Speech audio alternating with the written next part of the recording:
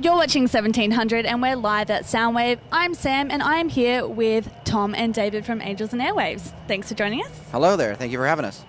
Now, you've been doing the Soundwave tour. You've had a couple of stops. How's it been going?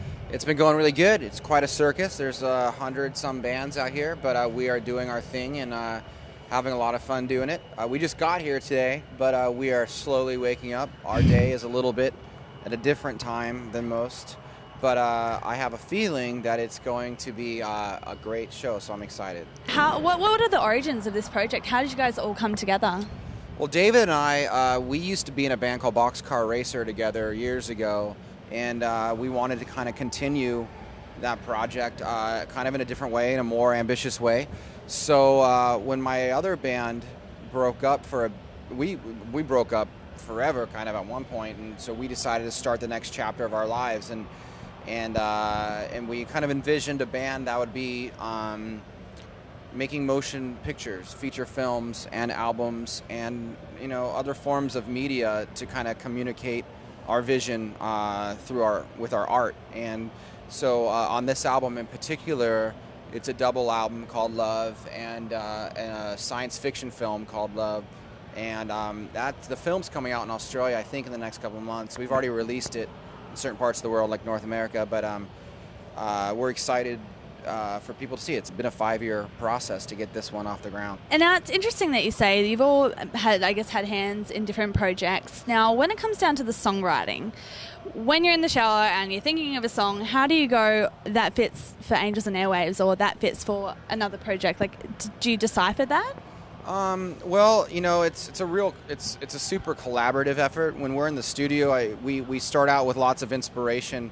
A lot of times it's been films, it's been books, it's been trips that we would take together, and we grow things and evolve them very organically. So it's never making a decision that something needs to go here or there.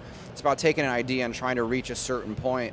And for us, we'll clearly identify where we're trying to go, and then we'll create that path there. In a day and age where digital music and media is sort of taking over and people are more downloading their music than actually going out and having their hands on it, I mean, how important is it to you to still deliver a product like that? I'll let you speak if you'd like to, David. Speak about that. I think it's just trying to sell the whole idea that it is sort of a collaboration of several different artists, and in that way, and also a complete theme, a complete idea, and consistency through everything from the movies he talked about to the graphic novels to the toys to the packaging and everything. It's just to kind of create a world away from a world, I suppose. Now, I kind of want to take you back to when we were talking about, going into film scores. Now, obviously, when you were in Boxcar Racer, this came up. Was there a moment or a film or a score that you heard that kind of went, hey, I might want to do that? As far as with movies.